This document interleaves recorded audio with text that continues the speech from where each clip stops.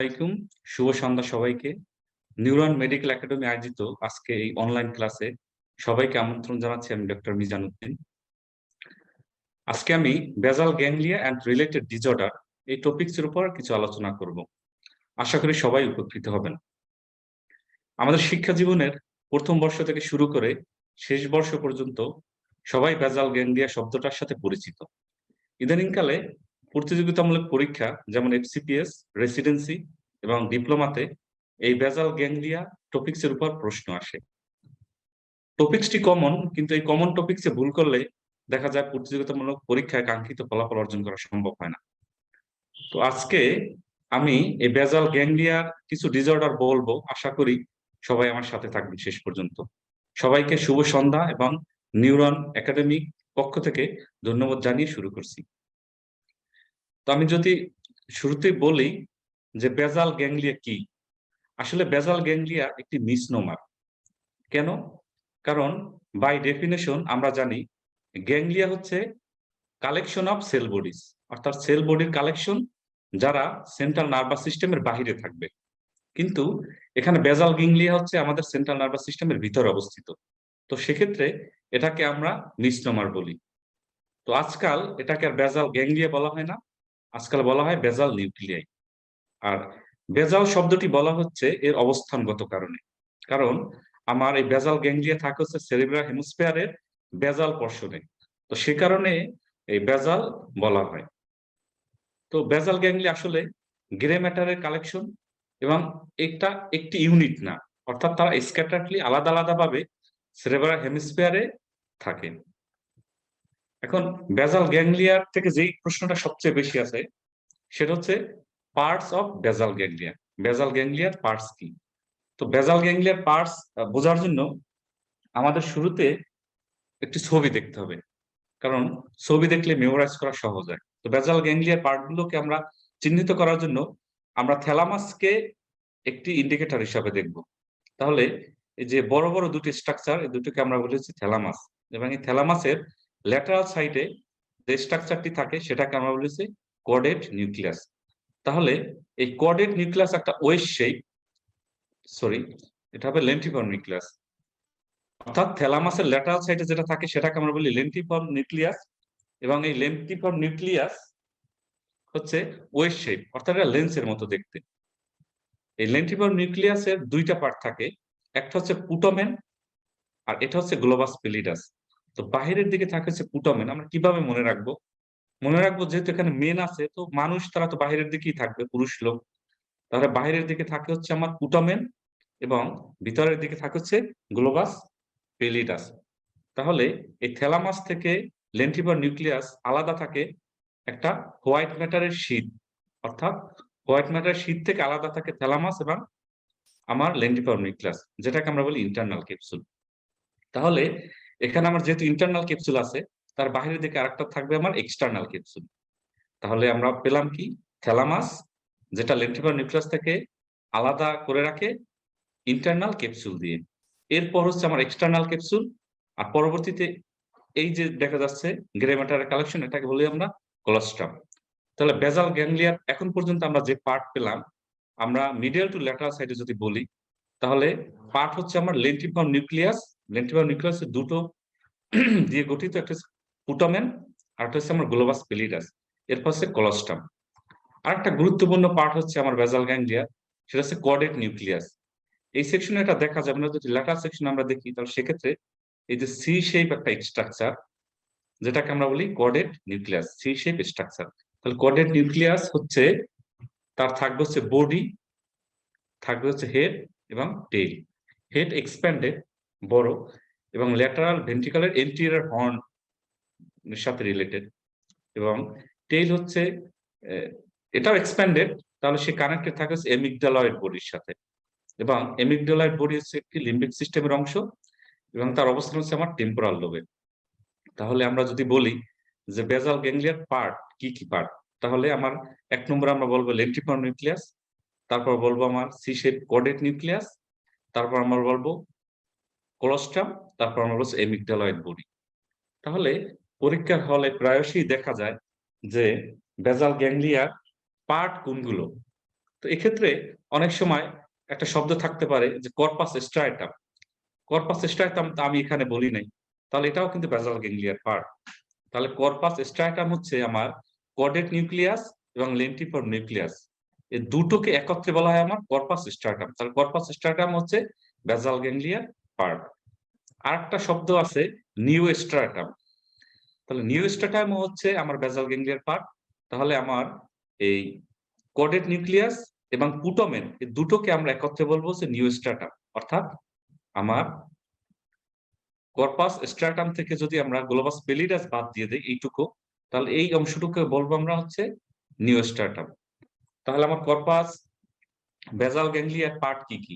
তাহলে বলবো আমার caudate nucleus part, lentiform nucleus part, claustrum part, amygdaloid body part, আর হচ্ছে কর্পাস স্ট্রাটাম এবং নিউ স্ট্রাটাম, এর হচ্ছে পার্ট। তাহলে পার্ট না কারা কারা? তিনটা স্ট্রাকচারের কথা আমার মনে রাখতে হবে যারা বেসাল গ্যাংলিয়ার সাথে ক্লোজলি এবং ফাংশনালি রিলেটেড, কিন্তু তারা বেসাল গ্যাংলিয়ার পার্ট না। তাহলে সেগুলো হচ্ছে আমার সাবস্টেনশিয়া নায়াগ্রা, সাবথালামিক নিউক্লিয়াস এবং রেড নিউক্লিয়াস। তাহলে পরীক্ষা হলে দেখা যাবে কোনগুলো বেসাল গ্যাংলিয়ার পার্ট, তার ভিতর ওখান থেকে দুটো দিবে, এখান থেকে দিয়ে দেবে তিনটা, ওখান থেকে তিনটা, এখান থেকে দুটো দিয়ে দেবে। তাহলে আমার মনে রাখতে হবে সাবস্টেনশিয়া নায়াগ্রা, সাবথালামিক নিউক্লিয়াস এবং রেড নিউক্লিয়াস এরা বেসাল গ্যাংলিয়ার পার্ট না, বাট বেসাল গ্যাংলিয়ার সাথে ক্লোজলি এবং ফাংশনালি রিলেটেড। এখন পরবর্তী যে কোশ্চেনটা আসে যে বেসাল গ্যাংলিয়ার ফাংশন কি? বেসাল গ্যাংলিয়ার ফাংশন হচ্ছে আমাদের যদি আমরা কোনো মুভমেন্টের ইন্টেনশন করি যে আমরা বডির কোনো পার্টকে মুভমেন্ট করব, তাহলে এই ইনিশিয়েশনটা শুরু হয় আমার সেরেব্রাল কর্টেক্সের প্রিমোটর এরিয়া বা অ্যাসোসিয়েটেড এরিয়া থেকে। অর্থাৎ ব্রেইনের প্রিমোটর এরিয়া থেকে আমরা কোনো মুভমেন্টের ইন্টেনশন নিই যে আমরা মুভমেন্ট করব। তারপর হচ্ছে একটা সিগন্যাল সে যায় হচ্ছে বেসাল গ্যাংলিয়ায়, দেন বেসাল গ্যাংলিয়া সেটা কোঅর্ডিনেট করে এবং অ্যাগেন সেন্ড ব্যাক করে হচ্ছে আমার সেরেব্রাল কর্টেক্সে। দেন সেরেব্রাল কর্টেক্স হচ্ছে কর্টিকো স্পাইনাল ট্র্যাক্ট বা কর্টিকো মেডুলার ট্র্যাক্ট থেকে ইফেক্টর অর্গান ইম্পালস পাঠায়, তারপরে আমরা শুধুমাত্র মুভমেন্ট করতে পারি। তাহলে আমাদের বেসাল গ্যাংলিয়ার প্রধান যে কাজ সেটা হচ্ছে আমাদের মুভমেন্ট কন্ট্রোল করা। বেসাল গ্যাংলিয়ার প্রধান কাজ হচ্ছে মুভমেন্ট কন্ট্রোল করা। তাহলে আমরা যদি একটু দেখি যে কিভাবে সে মুভমেন্ট কন্ট্রোল করে, তাহলে আমরা এই ছবিটা দেখতে পারি যে কিভাবে মুভমেন্ট করে। তাহলে আমার বললাম সেরেব্রামের প্রিমোটর এরিয়া থেকে আমার ইম্পালস ফার্স্ট আসে বেসাল গ্যাংলিয়াতে, দেন বেসাল গ্যাংলিয়া হচ্ছে আবার এটাকে ইন্টারপ্রিট করে ইম্পালস পাঠায় হচ্ছে আমার সেরেব্রাল কর্টেক্সে, দেন সেরেব্রাল কর্টেক্স হচ্ছে আমার কর্টিকো স্পাইনাল ট্র্যাক্ট বা কর্টিকো মেডুলারি ট্র্যাক্টে হচ্ছে ইম্পালস পাঠায় এবং ইফেক্টর অর্গান বলতে আমরা বলবো মাসেল। অর্থাৎ মুভমেন্ট করতে আমাদের যেটা দরকার হয়, যেমন মাসেলের দরকার হয়, সে মাসেলে ইম্পালস পাঠায়, তারপর আমরা কোনো পার্টের মুভমেন্ট করি। তাহলে বেসাল গ্যাংলিয়ার মেইন ফাংশন হচ্ছে আমার মুভমেন্ট, বডির মুভমেন্ট।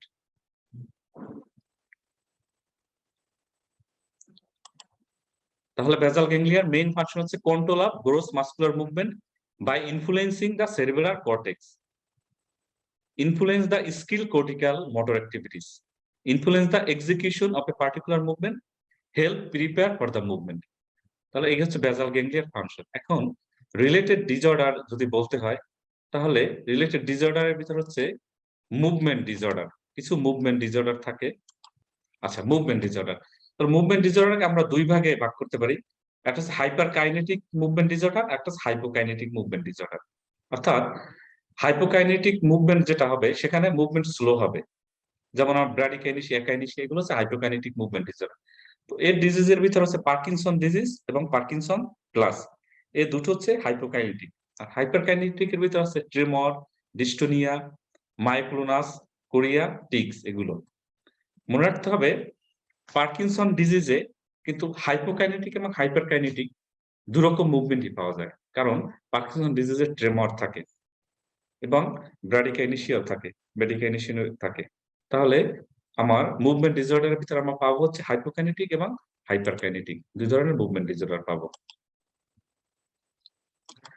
এখন পার্কিনসন রিলেটেড ডিসঅর্ডার সম্পর্কে বলতে গেলে আমরা আহ, একটু পার্কিনসন ডিজিজ থেকে প্রতি বছরই প্রশ্ন আসে, মেডিসিন ফ্যাকাল্টিতে প্রতি বছরই কোশ্চেন আসে এবং সিঙ্গেল বেসড কোশ্চেন আসে। তাহলে পার্কিনসন ডিজিজ আসলে কি? পার্কিনসন ডিজিজ হচ্ছে আমাদের ব্রেইনে ডোপামিনার্জিক নিউরন থেকে ডোপামিন রিলিজ হয়। তাহলে কোনো কারণে যদি সেই ডোপামিন সিক্রেশন বন্ধ হয়ে যায় বা কমে যায়, তাহলে এই পার্কিনসন ডিজিজ হয়। এখন পার্কিনসন ডিজিজ এবং পার্কিনসনিজম দুটি ভিন্ন জিনিস। অর্থাৎ ব্রেইনে যদি ডোপামিনার্জিক নিউরন ড্যামেজ হয় বা ডিজেনারেট হয়, তার কারণে যদি হয় তাহলে সেটাকে বলবো আমরা পার্কিনসনস ডিজিজ। আর যদি অন্য কোনো কারণে যেমন ট্রমা, ড্রাগ এগুলোর কারণে যদি হয় তাহলে সেটাকে আমরা বলবো পার্কিনসনিজম। তাহলে পার্কিনসনস ডিজিজ এবং পার্কিনসনিজম এক কথা না। তো আমাদের মেডিসিন ফ্যাকাল্টির এসবিএ তে একটা কমন কোশ্চেন থাকতে পারে যে what is the causes of parkinsonism. তাহলে আমাদের মনে রাখতে হবে ইডিওপ্যাথিক কজেসই হচ্ছে মেইন। তাহলে 80% কেসে দেখা যায় পার্কিনসনিজম ইডিওপ্যাথিক, কোনো কারণ পাওয়া যায় না। আর এরপর সেকেন্ড যে ফ্যাক্টর সেটা হচ্ছে অ্যান্টিসাইকোটিক ড্রাগ। তাহলে পার্কিনসনিজমের কমন কজ হচ্ছে ইডিওপ্যাথিক, দেন হচ্ছে অ্যান্টিসাইকোটিক। আর একটু আগে আমি স্লাইডে বলতেছিলাম যে পার্কিনসন প্লাস, অর্থাৎ কিছু ডিজিজ আছে যাদের ফিচার হচ্ছে অনেকটা পার্কিনসনিজমের মতো, তাদেরকে আমরা বলি হচ্ছে পার্কিনসন প্লাস সিন্ড্রোম। এদের ভিতরে আছে যেমন Lewy dementia, progressive supranuclear palsy, multiple system atrophy, corticobasal degeneration. তো এখান থেকে এসবিএ আসা খুবই কমন, কারণ হচ্ছে এই সবগুলো ডিজিজের প্রেজেন্টেশন প্রায় পার্কিনসনিজমের ডিজিজের মতো, কিন্তু অল্প কিছু পার্থক্য থেকে তাদের আমরা ডিফারেন্সিয়েট করতে পারি। তাহলে আমরা পরবর্তীতে এখান থেকে একটা ভালো এসবিএ পাবো এবং সেটা কিভাবে ডিফারেন্সিয়েট করতে হয় সেটা আমি বলবো। তাহলে পার্কিনসন ডিজিজের কজেস, পার্কিনসনিজমের যে কজেস, এখান থেকে মাল্টিপল চয়েস কোশ্চেন আসতে পারে। এখন পার্কিনসন ডিজিজের ক্লিনিক্যাল ফিচার কি? ক্লিনিক্যাল ফিচার যদি আমাদের বলতে হয় পার্কিনসন ডিজিজের, তাহলে আমার মেইন যে প্রমিনেন্ট ফিচার হচ্ছে ব্র্যাডিকাইনেসিয়া, অর্থাৎ মুভমেন্ট স্লো হয়ে যাবে। কিছু ফেসিয়াল এক্সপ্রেশনও আছে, যেমন হাইপোমেনিয়া, অর্থাৎ পেশেন্টের ফেসিয়াল এক্সপ্রেশন থাকবে না, বা আমরা বলি মার্কস ফেস, অর্থাৎ আমাদের স্বাভাবিক মুখের যে অবয়ব সেটা থাকবে না, মার্কস ফেস। আর পোস্টার হবে ফ্লেক্সড পোস্টার, অর্থাৎ সামনের দিকে ঝুঁকে যাবে, এটাকে বলি আমরা ফ্লেক্সড পোস্টার। আর হচ্ছে স্পিচ হবে সফট এবং রেপিড, ইনডিস্টিংক্ট। এবং আমরা যখন হাঁটি, কেউ যদি আমাদের পিছন থেকে ডাক দেয় তাহলে আমরা ঘুরে তাকাতে পারি, আমাদের পোস্চার একটা স্টেবিলিটি থাকে। কিন্তু পার্কিনসন ডিজিজের পেশেন্ট কেউ ডাক দিলেই পিছনের দিকে তাকানো তার জন্য প্রবলেম হয়ে যায়, কারণ তার পোস্চার ইম্পেয়ার্ড থাকে। এখন গেইট, পার্কিনসনিজমের গেইট কিরকম গেইট থাকে? গেইট হচ্ছে ম্যানার অফ ওয়াকিং, আমরা হাঁটার সময় বা এই সময় কিভাবে আমরা পোস্চার থাকি সেটাকে বলে আমরা গেইট। তো পার্কিনসন ডিজিজের পেশেন্টের মুভমেন্ট হবে খুব স্লো, অর্থাৎ কোনো মুভমেন্ট তারা শুরু করতে গেলে শুরুতে তারা ইনিশিয়েট করতে পারবে না, শুরু করতে পারবে না, কিন্তু একবার শুরু করলে তারপরে আবার থামতে পারে না। তাহলে স্লো টু স্টার্ট ওয়াকিং, যখন হাঁটা শুরু করে তখন রেপিড শর্ট স্টার্ট, অর্থাৎ ছোট ছোট পা দিয়ে এবং রেপিড বারবার পা দেবে, এবং ফ্রিকুয়েন্সি অনেক বাড়বে, এটাকে আমরা ডেস্টিনেশন। এবং একটা স্বাভাবিক মানুষের যখন আমরা হাঁটি তখন আমাদের পা যেদিকে যায় হাত যায় তার বিপরীত দিকে, কিন্তু পার্কিনসন ডিজিজের পেশেন্টের পায়ের মুভমেন্ট থাকবে কিন্তু হাতের মুভমেন্ট থাকবে না, এটাকে আমরা বলি reduction of the arm swing, অর্থাৎ হাতের মুভমেন্ট থাকবে না, পার্কিনসন ডিজিজের হাতের মুভমেন্ট থাকবে না। এবং একটু আগে আমি বলতেছিলাম ইম্পেয়ার্ড ব্যালেন্স অন টার্নিং, পিছনে ফিরে তাকাতে গেলে তাদের ব্যালেন্স থাকে না। তাহলে পার্কিনসন ডিজিজের আমার ফেসিয়াল এক্সপ্রেশনও আছে আর কিছু গেইটও আছে। আর কিছু জিনিস থেকে আমরা পার্কিনসন ডিজিজ বুঝতে পারি, যেমন মাইক্রোগ্রাফিয়া। এই টার্মটা হচ্ছে আমরা যদি কিছু পার্কিনসন ডিজিজের পেশেন্টকে লিখতে দেই তাহলে সে লিখতে শুরু করে বড় বড় অক্ষর দিয়ে, কিন্তু যতই তার লাইন প্রোগ্রেস করে এগোতে থাকে তখন তার বর্ণগুলো ছোট হয়ে যায়, এটা বলে মাইক্রোগ্রাফিয়া। আরেকটা হচ্ছে পার্কিনসন ডিজিজের পেশেন্টের গ্লাবেলার ট্যাপ পজিটিভ, অর্থাৎ আমরা পার্কিনসন ডিজিজের পেশেন্টকে যদি এভাবে কপালের উপর ট্যাপ দিতে থাকি তাহলে আমরা যতবার ট্যাপ দিব ততবার পেশেন্ট চোখে পলক দিবে, কিন্তু নর্মাল মানুষকে আমি ট্যাপ দিলে 2-4 বার পলক দিবে, তারপর সে অ্যাডাপ্টেড হয়ে যাবে, আর চোখে পলক দিবে না। কিন্তু পার্কিনসন ডিজিজের পেশেন্টে যতবার আমরা ট্যাপ করব ততবার সে পলক দিবে। এটা হলো গ্ল্যাবুলার ট্যাপ। পার্কিনসন ডিজিজের কিছু ক্লিনিক্যাল কমন ফিচার হচ্ছে এক্সপ্রেশনলেস ফেস, আমরা বলবো মাস্ক ফেস, এবং সব ধরনের কার্যক্রম দেখা যায় যে তাদের স্লো, আমরা যেটাকে বলি ব্র্যাডিকাইনেসিয়া, অর্থাৎ আমরা যদি বাটনিং করতে বলি শার্টের বা শুলেস, পায়ের জুতা পরতে বলি, থাকবে তারা খুব ধীরে ধীরে, একটা সাধারণ মানুষের মতো করতে পারবে না। এবং তাদের গেইট হচ্ছে ফ্লেক্স পশ্চার থাকবে এবং ফেস্টিনেটিং গেইট। এবং ট্রেমর, পার্কিনসন ডিজিজ ট্রেমর একটা স্পেশাল শব্দ আমরা সবসময় বলি, সেটা হচ্ছে রেস্টিং ট্রেমর। অর্থাৎ পার্সন যখন রেস্টে থাকে তখন যে ট্রেমর হয় সেটাকে বলা হয় রেস্টিং ট্রেমর। কিন্তু সেরি বেলামের রিলেশন হয়, তাহলে সেক্ষেত্রে দেখা যাবে আমার ট্রেমর ইন্টেনশন ট্রেমর, অর্থাৎ পার্সন যদি কিছু ধরতে যায় তাহলে যে ট্রেমর সেটাকে বলবো আমরা ইন্টেনশন ট্রেমর। তাহলে পার্কিনসন ডিজিজের ট্রেমর হচ্ছে রেস্টিং ট্রেমর।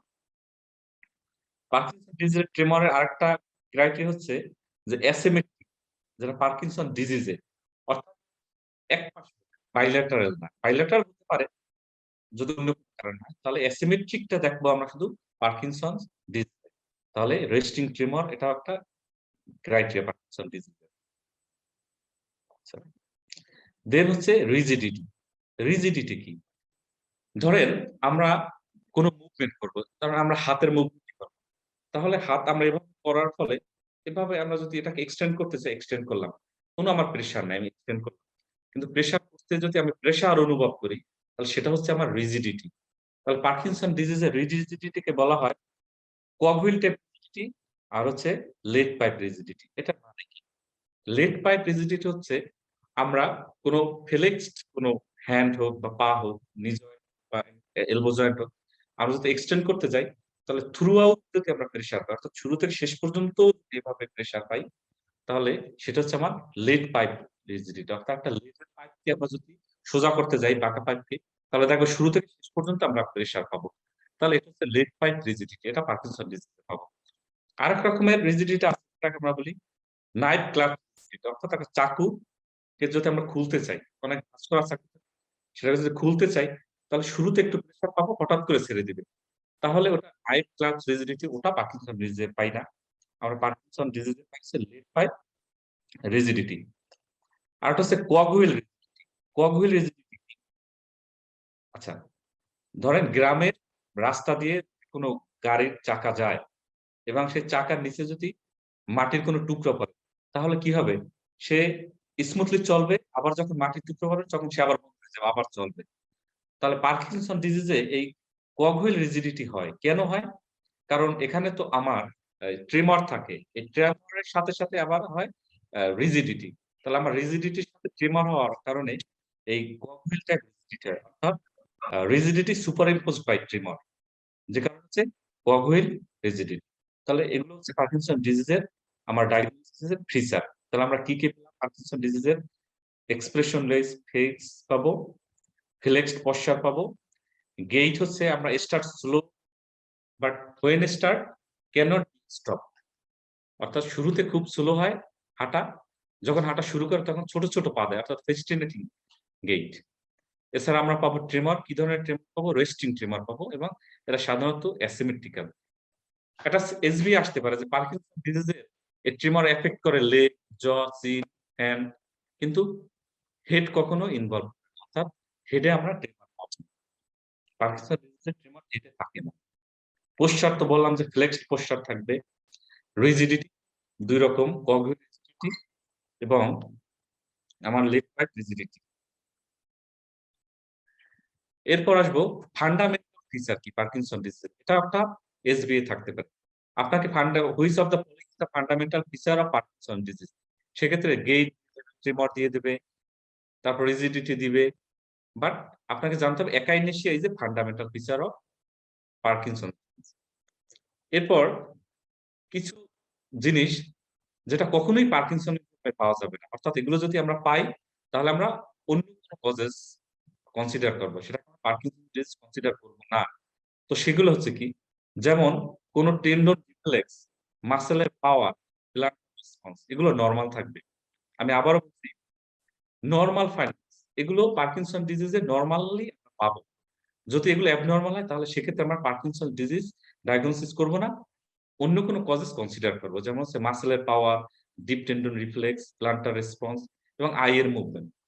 এগুলো কেন দরকার আমি একটু পর একটা এসবিএ সম্পর্কে বলবো। তখন এই ফিচার গুলো মনে রাখতে হবে যে আই এর মুভমেন্ট নরমাল থাকবে পার্কিনসন ডিজিজে এবং এখানে কোনো সেন্সরি অ্যাবনরমালিটি থাকবে না এবং cerebral examination reveals normal, cerebral examination normal থাকবে। তাহলে পার্কিনসন ডিজিজে এগুলো হচ্ছে নরমাল থাকবে। যদি এগুলো অ্যাবনরমাল হয় তাহলে সেটা পার্কিনসনস বাদে অন্য কোনো কারণ আমরা মাথায় নিব। তাহলে এটা হচ্ছে পার্কিনসন ডিজিজের ক্লিনিক্যাল ফিচার। এখন যদি আমরা ইনভেস্টিগেশন এর কথা বলি, তাহলে এটা clinical diagnosis. Parkinson disease clinically diagnosis. But supportive কিছু টেস্ট থাকতে পারে। তাহলে পার্কিনসন ডিজিজ হচ্ছে আমাদের ক্লিনিক্যালি ডায়াগনোসিস। আরেকটা আমরা স্ট্রাকচার পাই যদি আমরা হিস্টোপ্যাথোলজি করি, সেটাকে বলছে লাউই বডি। তাহলে এই লাউই বডি হচ্ছে প্যাথোজেনেমিক না, but supportive. Parkinson disease diagnosis একটা সাপোর্টিভ। এই এছাড়া আমরা করতে পারি পেট স্ক্যান, অর্থাৎ ব্রেনের যে ডোপামিন এনার্জিক যে নিউরন তার ফাংশন দেখার জন্য আমরা করতে পারি। তাহলে যদি আমাদের দেখা যায় যে ডোপামিনের যে নিউরন ডিজেনারেশন হয় বা ফাংশন কমে যায়, তাহলে সেক্ষেত্রে এটাও একটা সাপোর্টিভ টেস্ট হতে পারে পার্কিনসন ডিজিজের ডায়াগনোসিস এর জন্য। তাহলে পার্কিনসন ডিজিজ ক্লিনিক্যালি ডায়াগনোসড। এখানে single based examination, single based question আসতে পারে যে Parkinson disease diagnosis of choice কি, ইনভেস্টিগেশন অফ চয়েস কি, এটা আপনাকে কনফিউজড করতে পারে। তাহলে মনে রাখতে হবে পার্কিনসন ডিজিজের ডায়াগনোসিস কিভাবে করব, ক্লিনিক্যাল ডায়াগনোসিস। এরপর সাপোর্টিভ কিছু টেস্ট থাকতে পারে। ম্যানেজমেন্ট যদি বলি, যেহেতু ম্যানেজমেন্ট থেকে ওভাবে সরাসরি কোনো কোশ্চেন আসে না, তারপর ২-৪ টা কথা জানতে হয়। যেমন আমরা সবাই জানি ফার্স্ট, সেকেন্ড ইয়ার, থার্ড ইয়ারে আমাদের পড়ায় যে লিভোডোপা পার্কিনসন ডিজিজে ইউজ করা হয়। তো লিভোডোপা হচ্ছে ট্রিটমেন্ট অফ চয়েস এবং বেস্ট ইফেক্টিভ ড্রাগ যদি সিঙ্গেল বেস্ট ড্রাগ এর কথা বলা হয়, তাহলে মোস্ট ইফেক্টিভ এটাও একটা কিন্তু সিঙ্গেল বেস্ট কোশ্চেন এসিপিএস এর জন্য। যে পার্কিনসন ডিজিজের সিঙ্গেল বেস্ট যদি আসে যে ট্রিটমেন্ট অফ চয়েস কি, তাহলে সেক্ষেত্রে লিভোডোপা পার্কিনসন ডিজিজের। এখন প্রবলেম হচ্ছে এই লিভোডোপা পার্কিনসন ডিজিজ আমরা ইউজ করি, কিন্তু এটা পেরিফেরালি মেটাবলিজম হয়ে যায়। অর্থাৎ লিভোডোপা সে ব্রেনে যাওয়ার আগেই পেরিফেরাল টিস্যু কোথার গ্যাস্ট্রোইন্টেস্টাইনাল ট্র্যাক্ট এবং ব্লাড ভেসেলের টিস্যুতে ডোপা কার্বক্সিলেটেড হয়ে যায়। এনজাইমটার নাম হচ্ছে ডোপা ডিকার্বক্সিলেজ। এনজাইম দিয়ে সে পেরিফেরালি নষ্ট হয়ে যায়। তাহলে এটা যাতে আমাদের ব্রেইনে ঠিকমতো পৌঁছাতে পারে, সেজন্য আমরা একটা এনজাইম ইনহিবিটর ইউজ করি, যাদেরকে আমরা বলি কার্বিডোপা। তাহলে লিভোডোপার সাথে কার্বিডোপা এড করা হয় শুধুমাত্র লিভোডোপার পেরিফেরাল ডিস্ট্রাকশন যাতে না হয়। তাহলে ট্রিটমেন্ট অফ চয়েস কিন্তু লিভোডোপা। কিন্তু কনফিউজড হওয়ার সুযোগ নাই যে carbidopa treatment of choice. Carbidopa শুধুমাত্র ইউজ করা হয় যাতে ডোপাম লিভোডোপা ডিস্ট্রাকশন না হয় পেরিফেরাল টিস্যুতে। এছাড়া আরো অনেক মডালিটি আছে, যেমন কম্প ইনহিবিটর, ইমিউ ইনহিবিটর, এগুলো ইউজ করা হয় পার্কিনসন ডিজিজে। এখন একটি মাল্টিপল চয়েস কোশ্চেন আসতে পারে এখান থেকে, এই যে ডোপামিন অ্যাগনিস্ট। তো কোশ্চেনটা এভাবে আসতে পারে, নন আর্গো ডেরিভেটিভ কারা আছে। তো সেক্ষেত্রে এখান থেকে ৩ টা দিয়ে দিতে পারে, আর আর্গো ডেরিভেটিভ থেকে ২ টো দিয়ে দিতে পারে। বা আর্গো ডেরিভেটিভস কারা কোশ্চেন আসতে পারে। এখান থেকে ২ টো দিতে পারে, এখান থেকে ৩ টা দিতে পারে। তাহলে এই বক্সটা আমাদের পড়তে হবে। তাহলে পার্কিনসনস ডিজিজের আমরা একটু আগে বলছিলাম যে পার্কিনসন প্লাস সিম্পটমস কি আছে? অর্থাৎ কিছু ডিজিজ আছে যারা মিমিক্স পার্কিনসন ডিজিজ, অর্থাৎ পার্কিনসন ডিজিজের মতো প্রেজেন্টেশন করে, বাট তারা কিন্তু পার্কিনসনস ডিজিজ না। তাদেরকে আমরা বলবো পার্কিনসন প্লাস সিম্পটম। তো এগুলোর ভিতর আছে যেমন আমার মাল্টিপল সিস্টেম অ্যাট্রোফি, তারপর আছে কর্টিকোভেজাল ডিজেনারেশন, প্রোগ্রেসিভ সুপ্রানিউক্লিয়ার পালসি, তারপর হচ্ছে উইলসনস ডিজিজ, তারপর হচ্ছে হান্টিংটন ডিজিজ। তো এরকমের একটা সিনারিও দিতে পারে যে আপনার সব সিনারিও দেখে আপনার মনে হয় এটা পার্কিনসন ডিজিজ। কিন্তু কিছু আমার ট্রিকস এবং ক্লু আছে যেগুলো থেকে আমরা বুঝতে পারবো যেটা পার্কিনসন ডিজিজ না, অন্য কিছু। তাহলে এখান থেকে কিন্তু একটা এসবিএ আসা খুবই সম্ভাবনা আছে। তাহলে আমরা কিভাবে বুঝবো যে কোনটা মাল্টিপল সিস্টেম অ্যাট্রোফি, কোনটা প্রোগ্রেসিভ সুপ্রানিউক্লিয়ার পালসি, কোনটা আমার কর্টিকোভেজাল ডিজেনারেশন? তাহলে এটা বোঝার জন্য আমরা একটু দেখি। যেমন যদি একটা সিনারিও থাকে যে পার্কিনসন ডিজিজ এর মতো সিনারিও এবং বয়স এজ দিয়ে দিলে হচ্ছে 50 প্লাস, ঠিক আছে? তার মুভমেন্ট ডিসঅর্ডার আছে, তার ট্রিমার আছে, সব আছে। কিন্তু আপনি গিয়ে যদি কোথাও দেখেন যে অটোপিক ফেইলিউর, বা সেরিব্রাল সিমটমস আছে, সেরিবেলার সিমটম। তাহলে একটু আগে আমি যখন চার্ট থেকে বলতেছিলাম তখন আমি বলছি যে কিছু জিনিস যেটা পার্কিনসন ডিজিজের নরমাল থাকবে, যেমন হচ্ছে সেরিবেলার সিমটমস, এগুলো নরমাল, আই মুভমেন্ট নরমাল, তাহলে এটা পার্কিনসন ডিজিজ থাকবে না। তাহলে আপনি যদি পার্কিনসন ফিচারের সাথে পান যে অটোনমিক ফেইলার, যেমন হচ্ছে পোস্চুরাল হাইপারটেনশন হতে পারে, পেশেন্টের ফল হতে পারে, বা সেরিবেলার সিমটমস, এগুলোর ভিতর কি আছে, যেমন আমার ইন্টেনশন ট্রেমার থাকতে, স্ক্যানিং ভয়েস থাকতে পারে, পেন্ডুলার জার্ক, এগুলো যদি থাকে তাহলে সেরিবেলার সিনড্রোম থাকে, তাহলে আমরা সেটা হবে কি মাল্টিপল সিস্টেম অ্যাট্রোফি। তাহলে আমরা দুটো জিনিস আলাদা করতে পারলাম, একটা পার্কিনসন ডিজিজ আর multiple system atrophy. Multiple system অ্যাট্রোফিতে থাকবে কি আমার অটোনমিক ফেইলার এবং সেরিবেলার সাইন। এরপর আমরা আসি প্রোগ্রেসিভ সুপ্রানিউক্লিয়ার পালসি। এই প্রোগ্রেসিভ সুপ্রানিউক্লিয়ার পালসিতে আমরা দেখব হচ্ছে যে আই ডিসঅর্ডার থাকবে, আই মুভমেন্ট ডিসঅর্ডার থাকবে, যেটা আমার পার্কিনসন ডিজিজে ছিল না। আমরা বলছিলাম পার্কিনসন ডিজিজের সিমটমসে আই মুভমেন্ট থাকবে নরমাল। তাহলে আমরা ৩ টা জিনিস মোটামুটি আলাদা করতে পারলাম। একটা হচ্ছে Parkinson disease, multiple system atrophy আর প্রোগ্রেসিভ সুপ্রানিউক্লিয়ার পালসি। যেখানে আমার আই মুভমেন্ট অ্যাবনর্মাল থাকবে, অর্থাৎ এখানে আপ অ্যান্ড ডাউন গজ থাকবে এবং ভার্টিক্যাল। আপ অ্যান্ড ডাউন গজ থাকবে, আই মুভমেন্ট অ্যাবনর্মাল থাকবে। অর্থাৎ পার্কিনসন ডিজিজের সিমটমস থাকবে, তার সাথে আমার আই মুভমেন্ট থাকবে হচ্ছে অ্যাবনর্মাল। এরপর আসি আমার কর্টিকো বেজাল ডিজেনারেশন। কর্টিকো বেজাল ডিজেনারেশনে পার্কিনসন্স এর সিমটমস থাকবে, সাথে সাথে ডিস্টোনিয়া থাকবে এবং মাইক্লোনাস থাকবে এবং ফেনোমেনন থাকবে। তাহলে পার্কিনসন ডিজিজের সিমটমস এর সাথে যদি আমার ডিস্টোনিয়া থাকে, অর্থাৎ হাইপারকাইনেটিক মুভমেন্ট, যেটা একটু আগে আমি বলতেছিলাম, মাইক্লোনাস থাকে এবং এলিয়েন লেভ সিনড্রোম থাকে, এগুলো থাকলে তাহলে হবে কর্টিকো বেজাল সিনড্রোম। আরেকটা হচ্ছে পার্কিনসন ডিজিজের সাথে মিমিক্স, অর্থাৎ পার্কিনসন ডিজিজের মতো সিমটমস নিয়ে প্রেজেন্ট করতে পারে, যেমন উইলসন ডিজিজ। উইলসন ডিজিজ হচ্ছে অটোসোমাল রিসেসিভ ডিসঅর্ডার। এটা পার্কিনসন ডিজিজের মতো ওল্ডার এজে প্রেজেন্ট করবে না, এটা প্রেজেন্ট করবে আর্লি এজে, আর্লি এজে প্রেজেন্ট করবে। এবং এখানে হচ্ছে প্রেজেন্ট হচ্ছে আমার ব্রেইনের ডিসঅর্ডারের সাথে আমার অন্যান্য প্রবলেম থাকবে, যেগুলো সাধারণত পার্কিনসন ডিজিজে থাকে না। তাহলে আর্লি এজে যদি প্রেজেন্ট করে তাহলে সেটা হবে কিন্তু আমার উইলসনস ডিজিজ। তাহলে আমরা পার্কিনসন মিমিক্স, এখান থেকে কিন্তু একটা এসবি কোশ্চেন আসতে পারে যে পার্কিনসন ডিজিজের আমার কিভাবে ডিফারেন্সিয়েট করব। তাহলে আজকে আমার যে টপিক ছিল, আমি যতটুকু বলতেছিলাম যে পার্কিনসনস, বেজাল গ্যাংলিয়া এন্ড রিলেটেড ডিসঅর্ডার। তো আশা করি সবাই এ সম্পর্কে বুঝতে পারছেন।